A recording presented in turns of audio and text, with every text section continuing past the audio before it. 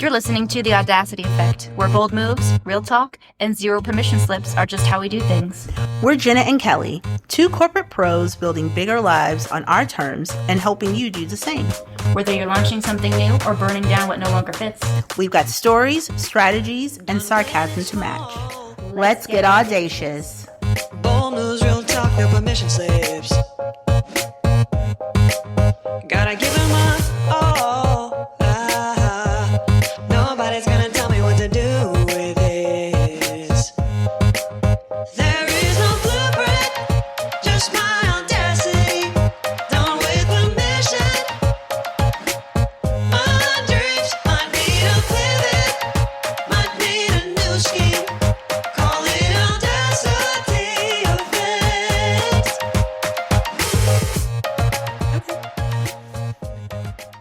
First order of business is we need to know if you guys would like to hear an outtake reel of all of our warm-up recordings when we test our microphones. Oh, they are treats. They are absolute treats. Yep, that's a word for it. We should do it. I think we should do it. What do you guys think? Please let us know. Please. It's entertaining. Quite. You won't get any takeaways from it, just that we're Not weird. one takeaway. Nothing enlightening is happening. I promise. No, but it's still fun. Yes, it is. Hey, how you doing over there? I'm good. I'm drinking this tea. I know, it's a good tea. This mug you gave to me to use. It says, I'm fine. It's just my face, which is perfect for me. Mine says Mama Bear. This was my Christmas gift last year from Kendall. That's also perfect for you. Yeah, oh, really good. Mama Bear. So what's been going on? Oh, holiday-y thing. I don't know. It's Christmas next week. It's kind of crazy, but I'll tell you, Odd Squad, what I told Jenna a little bit ago. Sat on my couch on Monday after I finished working and realized I had done not any holiday shopping. Not one thing. And you have to know how out of the ordinary this is for me, because typically by the first week of December, everything is done and wrapped under my tree. And I have not one gift wrapped under the tree right now as we speak. So it's been a week. Maybe you're just protecting your gifts in case the Grinch comes by. True. I am. To steal them. Yeah, that's it. That's exactly what I'm doing. I'm protecting my gifts this year. So there you go. Get out of here, Grinch. I don't know who that would be in theory. Robbers. I don't know. This week has been A month? It feels like it's been a month, but it's been so good because I feel like I've learned a lot this week. I've evolved as a person this week. Well, it's probably why it feels like a month. That's a lot. Yeah, for 1 week. It really is. It's been a lot, but it's been good. I just am kind of tired. Like, makes sense. You did a lot in a week already. Yeah, I did a lot in a week. Yeah. I did a lot of annoying things this week. I don't feel like I grew as a person. I feel like I was just tested by the universe yet again. Yeah, well, and here we are. We made it. We made it. I did have to get special hand and foot cream because I'm old now, so being out in the cold, I get those little cuts all over my hands. Did you get a working hand? Yes, that's exactly what I got. I love working hands. I got the whole shaboodle. I got the foot one, the hand one, the overnight hand one. But the best part of this is I had to get this liquid for my head because apparently I have scalpsema, which is where you have eczema on your motherfucking head. When you told me this, I thought perhaps she's making that up, but she is not. No, I wouldn't make something like that up. Who would make up that you have eczema on your scalp? That's gross. Oh my God. But then I Googled what you're supposed to use, and it said, do not use a cream. Do not pass go. Do not collect $200. So I had to get this little, I don't know what it's called. It's called like scalpadoodle. I don't know, something. We're going to post all this stuff so that you guys can, if you have any of these issues, you can hang out with us here on getting all these things. Weird skin things of the 37th year by Jenna. Yes. So, what are we chatting about today?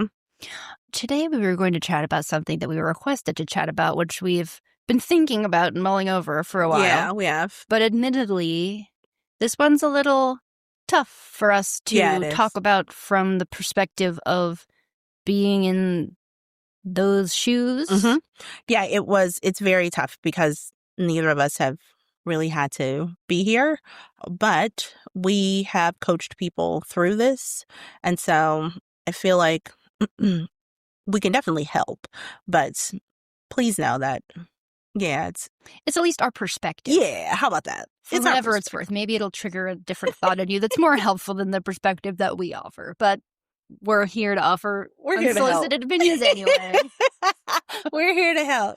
We're here to help. So we want to talk about reinventing yourself, which has, I would say, like little sprinkles of boundaries or evolving, but it's still distinctly different from those things. And what prompted it was who you are, I guess, at work, although I think this can absolutely be relevant at home too, which I haven't thought about there. But so at work, like if you are known as the person that's kind of the quiet and the background person that, I don't know, is not out in front, is not the big, loud strategist at the front of the room, and you don't feel like that's authentic to who you are. Yeah. It's just an example. You can insert, whatever it is. Yeah. How do you change that? Because people see you and know you as that, whatever that is. And if that's not either who you want to be anymore, or perhaps it was never you to begin with, how do you shift that? And then, like, I think the home example of that comes to mind is if you moved away and then you go back and see your siblings and your parents and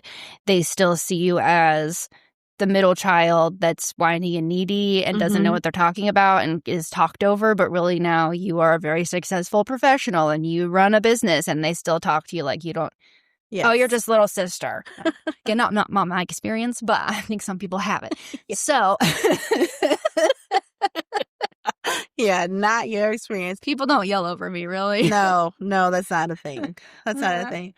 But yeah, I was in thinking about this, I was thinking about a few people in particular that I've worked with over the years where this is definitely relevant. And the thing about reinventing yourself, especially in a professional setting, like you can't just show up on Monday and be somebody new. Like that, I mean, you could. It would be entertaining. But you... Call me Janice. Yeah. You can't just show up. But I don't even think that's authentic to who a lot of people are. And so the goal in all of this is to be authentically you. And authentically you in whatever that looks like. And even like if you are quiet and off to the side and you do the background stuff really, really well, but you no longer want to do that, there will always be an opportunity for you to change and be different. But the first thing about that, and we hadn't talked about that, but you got to be accountable and take responsibility for the pigeonhole you've put yourself in. Oh my God, wait, there was a mourning dove I go and feed the horses in the dark, and I walk out in that big back field with just my little headlamp on. And I saw something, and my eyes are going. So lately I see things that I think are things. And your eyes are going, girl. Yeah, you just like wait. Twigs and leaves. So I'm like, what is that? Oh, it's just probably like a rock. At first I thought it was an animal, and I'm like, no, it's a rock. This giant ass mourning dove flew right up in front of my face. I screamed bloody murder. There was no one out to hear me, or I woke up the neighbors. I'm not sure. Anyways, pigeonhole. Pigeonhole. Yes. So when you pigeonhole yourself in a spot, the first thing is to recognize and know that that's likely something that you've done yourself. You done did it. If it's, why are you taking notes in every meeting? Why do you continue to let them assign you PowerPoints? Like, what is that? Maybe it's safe for you. Maybe you want to feel accepted. Maybe it is really important for you to, quietly observe. I'm an observer, but in a completely different way, and we can talk about that too. But I was gonna say, not in a quiet way. No, not in a quiet way, but I am an observer too. So understanding why and how you got there, I think that's the biggest step, Yeah. And what do you want it to look like when you're done? Think, where am I now? How did I get here? And then what do you want it to look like? Because sometimes I can imagine this one, I suppose. Like, I used to think I wanted to be the CEO of a company, but why? Actually, I don't want to do that at all. I just thought that I did because it sounded like I would be good enough then, or like something that's really big and bold to accomplish. And so if I did that, that'd be really impressive of me. So you're talking about going back to your why? Kinda. Yeah. Yeah. Right. So just make sure, I guess, that if you are in the middle of this shift, that you want the shift for, I'll say in quotations, the right reason. But I guess, like a big enough why of a reason, because it is not going to be easy. to do. No, and you recognize that something has to change. It's a big aha moment too when you get there. I can imagine something has to change. I've had enough. Yeah. You hit your enough quotient. Yes. And so just knowing that and knowing that it is going to be a little bit of work for you to do that. So we're looking here at, how do you get assigned these roles? And if, you speak when you're spoken to, so you're the quiet one and you're competent and responsive, you become support. Oh, support. That's the first one. You started talking about that before we recorded. Yes. I think a very first tangible, because we're going to assume that most people that are reinventing themselves are going from maybe more quiet and passive, at least on the surface, to more big and bold and taking up more space in the room. You could be going from the reverse too, but sure. We're just going to assume that most people aren't. So I think it's okay to support at work sometimes, but if everything that you're on is, oh, Jenna can support that or Jenna's supporting it, well, that means you're not leading it. Yeah. And I'm not saying, you jump the line or, put in your time, but if you know that you're just qualified to, which I'm sure that you are, I know that you are, to lead this as somebody else, you got to start saying, actually, I have the ability to lead this. I'd like to be the point person on this or, whatever they call it, where you work. Because if you're only ever support, that's just putting you farther and farther into that is where you shall stay. Yeah, and then you're thought of in a supportive capacity. So they're going to give the lead to somebody else. They're going to bring you on to support because you're amazing at supporting. But if you're making the whole damn thing happen by yourself anyway, not even by yourself, right? But just you need to sort of assert yourself enough to say, hey, and depending on the environment, I am happy to support in these, X, Y, and Z. It's very important to me that we find something that I can be the sole lead on. And that's, I think you have to transition to that in order to get growth and respect. Yeah, I agree. I was thinking about when you were talking just now, in a previous role I had, I was given this huge, ginormous project that I had absolutely no business leading, absolutely no business leading. And I was given it because they were hopeful I would fail. It was one of those things. Oh, delightful. It was delightful. And that opportunity, which is exactly what it was, an opportunity, allowed me to shine in a way that I hadn't anticipated. And also I got to know people in other departments. And it was just, so a lot of times you will likely, especially when you're reinventing yourself, find yourself in places that are unfamiliar. Yep. And that is when you really have to, one, understand, what am I doing and why am I doing this? Is this that important to me? And then also buck up, buttercup, because it's an opportunity for you to shine, but you have to allow yourself not only to ask for what you want, but also allow yourself to be put in a position that is incredibly uncomfortable. I was literally just thinking you have to get comfortable with the discomfort of disruption. So, oh, that's good, Jenna. We assume a lot of times, I think, that other people are maybe intentionally wanting us to be pigeonholed because it's more convenient for them. And that is certainly true a lot of times, right? Yes, ma'am. Also, make sure, though, that everyone else is also busy, right? And so if I'm leading a team and I think that this person usually always wants to do this type of role and they don't speak up and say otherwise, I'm not going to continuously try and push them into other things. If that's their happy space, great. We need people in all the spots and places. And so, but if somebody said, hey, Jenna, I really would like to do something different, or I would like to add on some more responsibility. Oh, great. I didn't know. So again, not saying with every leader or with every work environment that you're in that'll work that way, but I feel like you should at least make sure that you've spoken up and said clearly, like you were just saying, what you want. Don't just assume that other people either know what you want and are intentionally not giving it to you, even if that is true sometimes, right? Because they're definitely not going to give it to you if you don't distinctly speak up and say, hey, this is what I want. Yeah, one of the lines here is, being capable without being visible is how people decide you belong behind the scenes. Yes. And that's so important to remember, too. listen, you've got to speak up. You've got to speak up, use your words, and talk to whomever that is assigning these roles. Talk to your manager, have that conversation, and understand where you want to be. Because if you don't have a path for growth, like, why should they have that path for you? Right. And then speak up in meetings. Even if just make sure your voice begins to be heard. Even if you're not 100% sure of what it is you're saying. I mean, don't say like completely ridiculously stupid shit. Please don't do that. Okay. We talked about my grandfather. So my grandfather used to say, listen, you guys, my grandfather used to say, everybody needs a little shut the fuck up and this is your time. Don't say stuff that you, please be strategic about what you're speaking up about. Correct. But I assume, again, most of our ACs are very competent and have valuable things to contribute to the conversation. And I assume one of the barriers to overcome is if you are in meetings, rooms, or even on teams with big, loud, dominant personalities.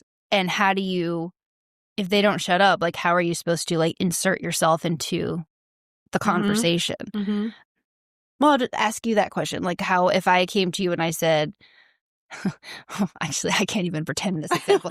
I'm one of the people that's loud and talks a lot and dominates a lot of the conversation. I've been working on being more aware of that because especially if I care about somebody or I'm friends with someone, I want to make sure that I create space for them, but also I can't do it for them. Right. So, and I also don't want to dim my shine to create. Yeah, so I get it. In that, so like I said a little bit ago, like, I'm an observer. I watch and it's just who I am. I watch people's mannerisms and take in their personalities. I have been in meetings, lots of meetings where it's male dominant in most cases in the fields that I've been in. And as someone is speaking and they're going and they're going and they're going, I very easily say, and I don't do it loudly. I do it quietly because if you do it quietly, people have to quiet down to listen to you. And I often say, when you're done, I have something I'd like to say as well. That's a good one. I love that. That's what I want people to walk away with, like little tangible things to help start them to transition. Yeah. That's great. Yes. So I will likely never be the loudest person in the room, but you will know that I'm there. But I have learned, like, if you're quiet and when you speak, people have to be quiet to listen to you. And so I've done that so often. When you're done, are you done now? Those are the kinds of things that I will do to kind of, make things stop. People stop and listen when you do that. But here's the other part, and I want to kind of slide this in here, that it is not. Hey, oh my God, I knew it. You did it. I did. It wasn't even subtle. This is not going to be easy, this reinvention thing. It's not. Because when people see you a certain way, it is very difficult for them to start to see you differently. So please know that when this happens, when you are in this place and you are ready to start and being a different person, it's not going to be easy for a lot of people. And just be okay with that. That's the other part. Be okay with people being confused. Yeah. Like, just be okay with that. Yeah. Yeah. It's people resist your growth. Like, the one thing I learned when we were talking about boundaries is that the only people that are upset when you put up boundaries are the ones that want to cross over them. So just know that this is not going to be easy for the people where it is very, very convenient for them to have you in said support admin, party planner. Yeah. Because a lot of times they are keeping you there because it's just easier for them. And so in a workplace, if you're not standing up for yourself and demanding other things, I don't even know that you can hold that against them because if you're not saying anything different, like you have to demand, no, this is not acceptable. When am I going to get this? I would like to take this and lead it. Hey, I know we have this coming up. I know I can do a great job with that. I'd like you to give it to me. Yeah, you got to speak up. You got to use your voice. And again, you don't have to be loud and boisterous in what you're doing, but you do have to speak up. Like, you can't expect anybody to do it for you. What about, so if you're softer spoken and some people take longer to say things, like when I'm saying something, especially if I'm passionate about it, or even when I'm presenting, I do talk fast, but there's no space in my words for someone to interrupt me. Do you know what I mean? Whereas other people's delivery there's maybe be more like this. Well, I wanted to say that, do you see what I mean? Like, there's spaces for somebody to, well, actually what I want to say is, and so what are your thoughts on combating that? Like, do you have to change your delivery style to be more compact, or is that changing who you are? So I think, especially at the beginning, bullet point what you want to say. So you have it and it's ready and you think it through. So there are going to be a lot of instances where you can't, like, you don't have the time to do that. But the thinking it through and having bullet points and starting with that makes it easier later to be able to say, actually, no, or I would prefer this, or while looking at that, blah, blah, blah. Like, you know what I mean? It's a lot easier when you have more practice, but until you are in that space where you've had a ton of practice, you're going to need to write some stuff down. Yeah, that's a good idea. And we're all either virtual, or even if we're sitting in an office, we're on screens with other people. So nobody can see your notes. No, nobody can see your notes. Also, one of the things that is cool on Zoom and Teams as well, like, do you guys ever use the react, the raising your hand? Oh, yeah, that's fun too, because you can't ignore me. I hate when people do that. I know, but you can't ignore No, I mean, like, I just do ignore them because I hate it. But I think... but you see it and you know that it's there. Yes, that's true. It is visible. And usually whoever's facilitating will say, I think so-and-so had a question. It is helpful when there's a large forum of people, too. It is helpful when it's a large forum of people. And it's helpful when the person that is leading will not come up for air. Yes. Yes. Yes. And that's what I've observed the most. And I don't always insert myself, but I can start talking over somebody if I need to, and I'm comfortable with an interruption. Try and be strategic. I don't want to be like the interrupting cow, but I work with an interrupting cow.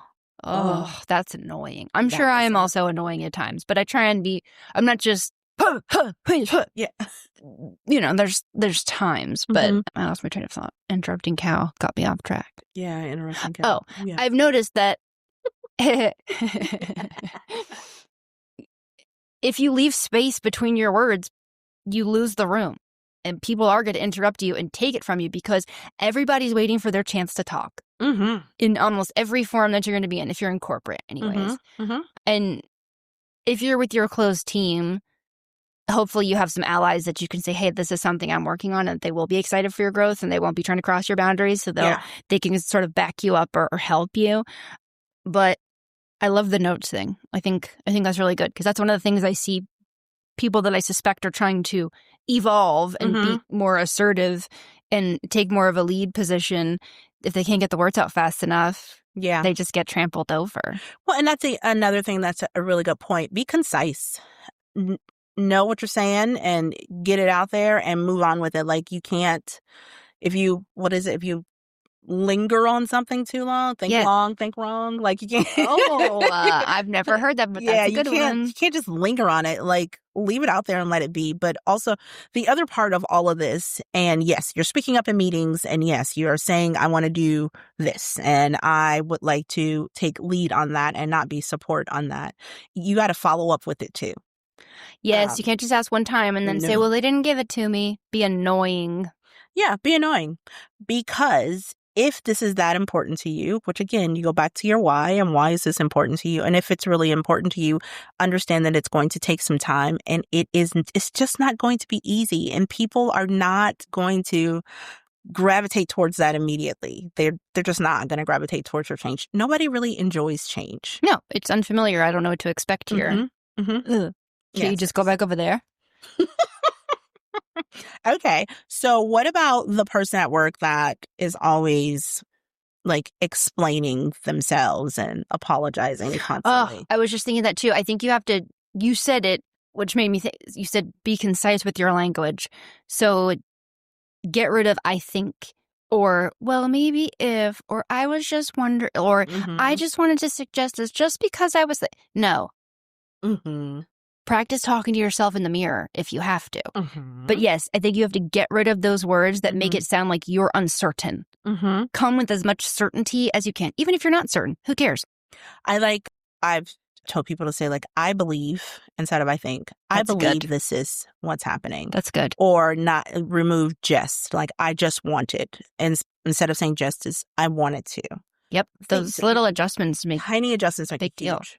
You told me the other one a while back now, but you said instead of saying sorry for being late, you say thank you for waiting for me. Thank you for waiting for me. It sounds silly, but changing the narrative, like that will subtly start to change how people see you and how they like respect you in a room or what they're expecting out of you. Mm-hmm. Because I'll be honest, if somebody gives me an idea and they're really slow to get it out and they don't sound confident, I don't really want to listen to it. Nope. I will listen to it if it's somebody that I care about, but I don't really want to. I'm not compelled to listen to what you're saying. You don't sound very authoritative. If you're not sure of it, why should I be? Or if you're not sure about it, own it. Hey, I'm not quite sure how to do this. I'm learning how to do this. Is there something you can do to help me out so that I can get there better? I can get there easier. I want to be able to know how to do this better. Like, if you're not sure, that's okay that you're not sure. That being unsure does not mean you're not a leader. How do you insert that into a meeting, though, if you're giving a recommendation or a suggestion of something as a next step? So I believe that this is the process that we should use. I have read about the process, but I haven't used it in practice. I would like to start doing it here. Love it. Love it. Are you writing these things down? In your little handy dandy notebooks? Because I think you literally have to start. That's a good transition into something else you were saying. So why do you think you pigeonholed yourself to begin with? I think you have to because if that is truly detached from who you either feel like you are or where you want to be, then how did you get there? Is it because you don't think you're good enough? Is that why you don't speak up in a room? Because you're insecure? Because you're not confident in your ideas? Because you think the other person next to you probably is smarter because you're not good enough? Like, you have to have a clear understanding, I think, of where the shrinking has come from or originated. Is it just people pleasing? You want to make everybody happy and someone asked you to do it and you don't want to hurt anyone's feelings. It's probably a mishmash of all of that. But I think you kind of have to get at that and address those things because I don't know. I mean, fake it till you make it, but you still have to make it. You do have to make it, especially mostly in a professional situation. Yeah. You do have to make it. Yeah, and understand, like, if it's fear, which likely most things stem from fear, fear is not bad. Fear is good. Use that for your good. Like, do something scared. It's okay to do it that way, but you do need to understand how in the world that you get here. Yeah. And then, like, how does this look at home? So we were talking about you go home for Christmas or whatever holiday you celebrate, and growing up you were this child, like the middle child, the youngest child, the oldest, whatever, whoever you were at that time, and then you all grew up and moved out of the house. But whenever you come back home, it's like everyone does this weird reverse thing back to who they were as kids. And then if you don't want to do that anymore, you're making waves like my family celebrates Christmas. So at Christmas, well, wait, no, you're the one that does this. Like, you always do that. You're this person. Oh, yeah. Talk about discomfort with disruption.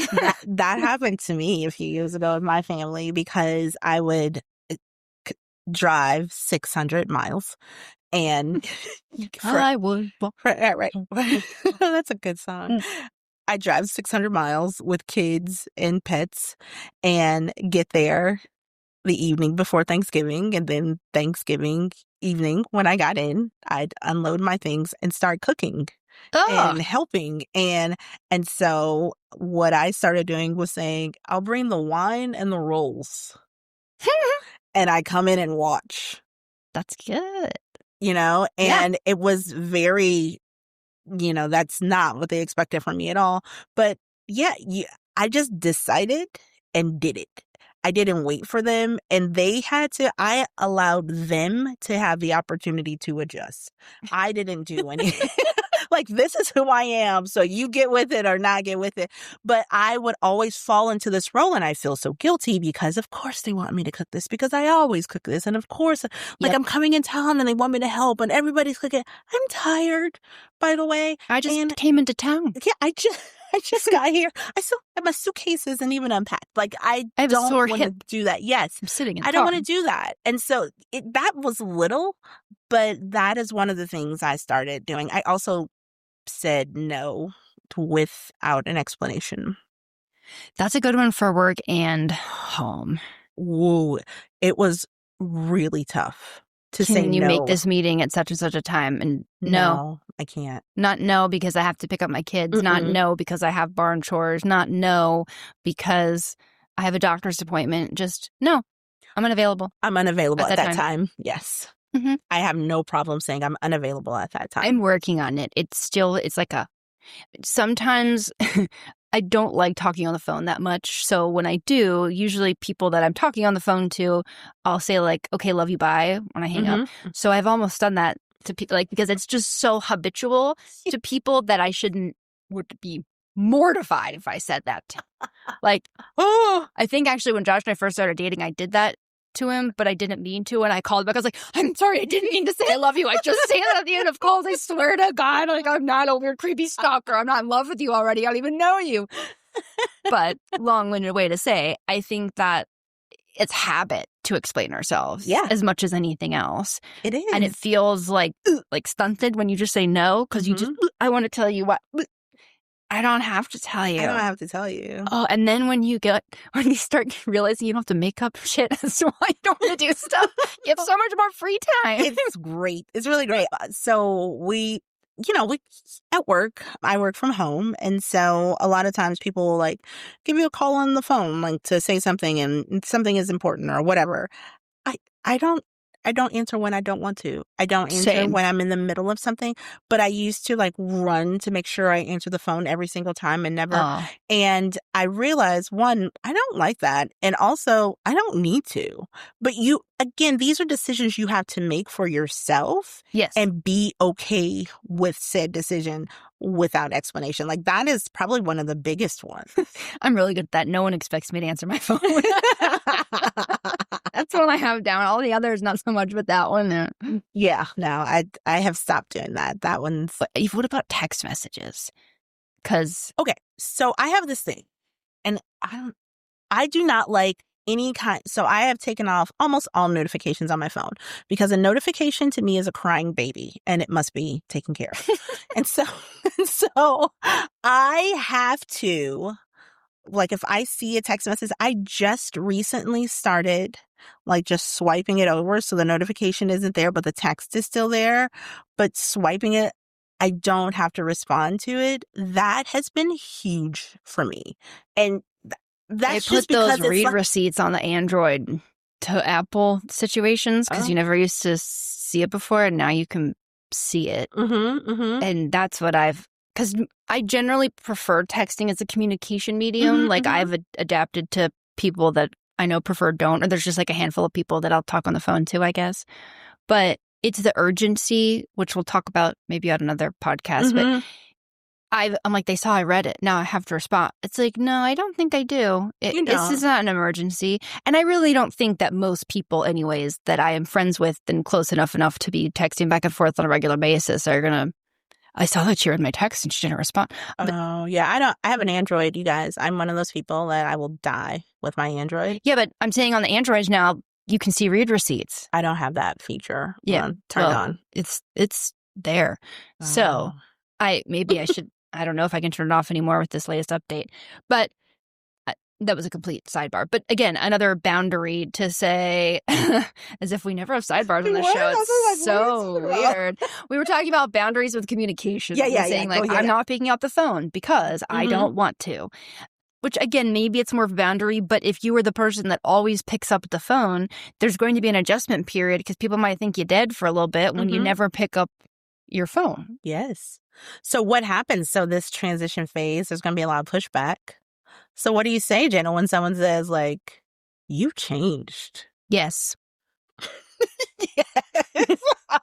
The end. Correct. Exactly. You're so observant. Yes. You haven't. There will be a little bit people testing that, I think. There will Yes. still be the, could you take notes? There's still going to be that. Could you take notes for this meeting? What do you say?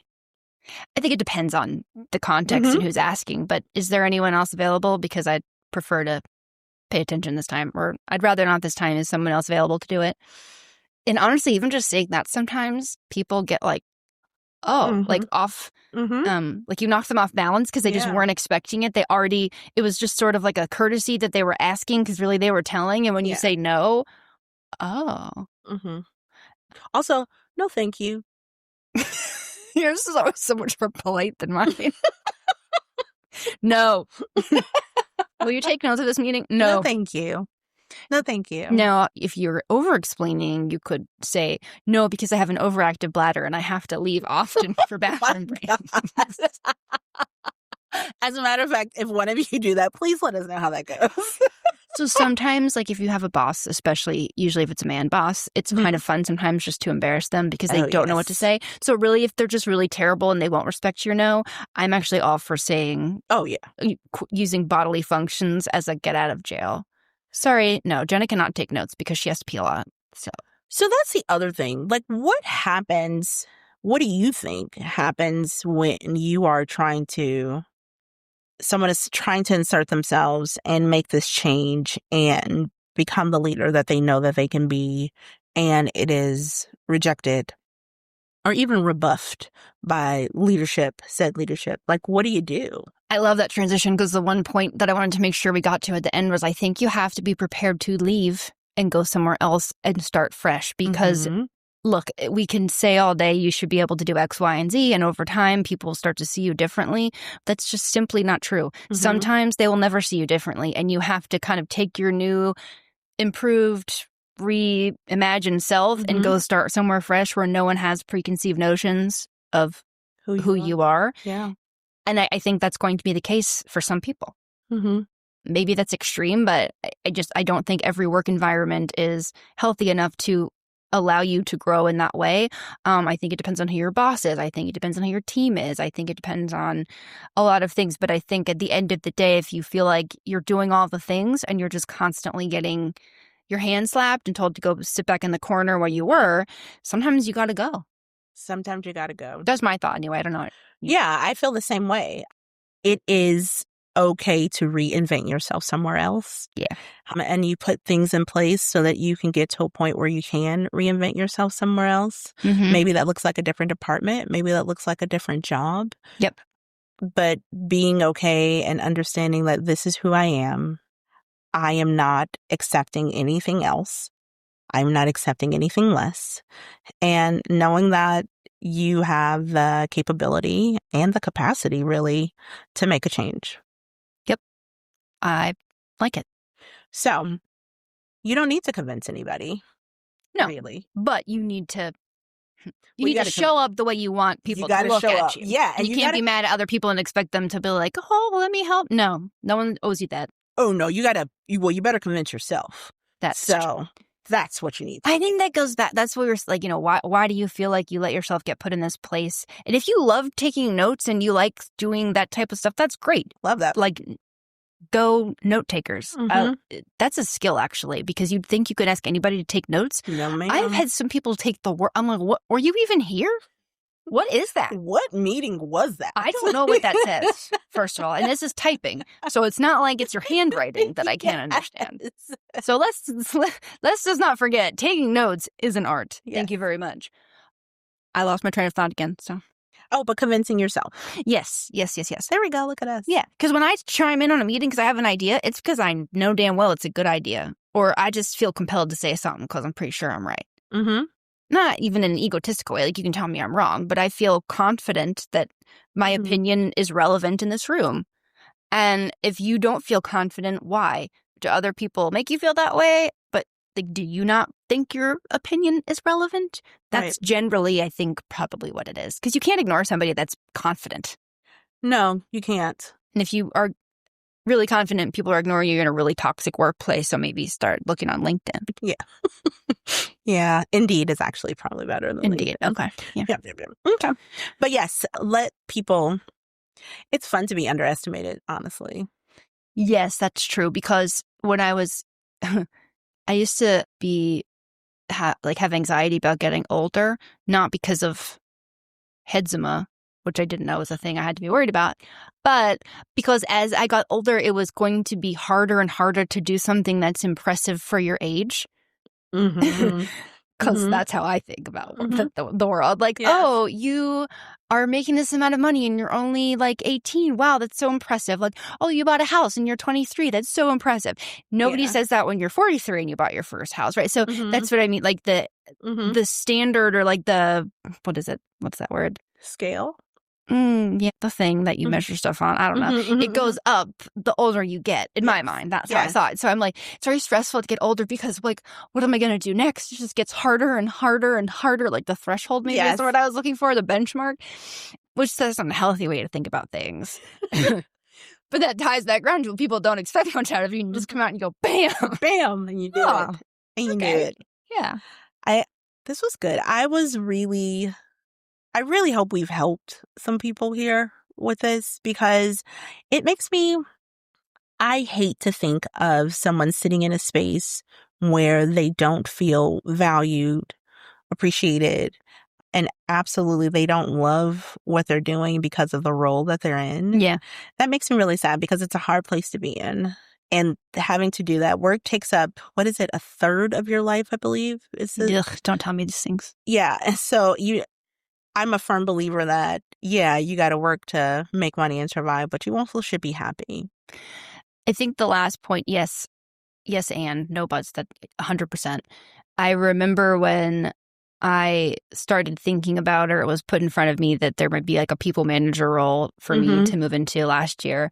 And I texted you and Joanne, because you're one of the two bitchiest bosses that I know. And I'm like, hey, you guys are both really good at people leading. This is something I've never done it before. I've done it informally, but I haven't done it. What do you think? Can I do it? And you guys were the biggest cheerleaders in the world. And so it's important for you to have a community that supports you and cheerleads you, because you're going to have days where it didn't go right and you're not sure. And you need to have people in your corner that are there to remind you, like, what are you talking about? You're freaking amazing. Of course you can do this. No one is doubting this that knows you. Not anybody. No. And that level of support and encouragement, especially like female to female, is really special and important. So, I mean, I know that I'm blessed to have that. I'm not saying, but if you don't have it, maybe... email adjusting us. your community. Yeah. Email us. That's true. You. We're good hype girls. Yeah, we are. Like realistic ones. So we're not going to like blow smoke up your ass. If you say this and this, I'm like, well, honey, boo boo, you can't be doing that. But you can change and do this. I know you got it. Yes. Yes, we will. We will. Cool. Well, hopefully this was somewhat helpful. If nothing else, maybe it got you thinking. Got you thinking a little bit. Yeah. And if you have any techniques or strategies or little keywords, like Kelly gave us so many great ones throughout this episode of ways that you've said no or figured out how to speak up for yourself or started to sort of initiate a reinvention, let us know what they are, because we'd love to know them ourselves, and it would be really great for, I think, other ACs to hear them. Absolutely. Cool. I guess that's all we got for now. That's all we got for now. Later, taters. Bye.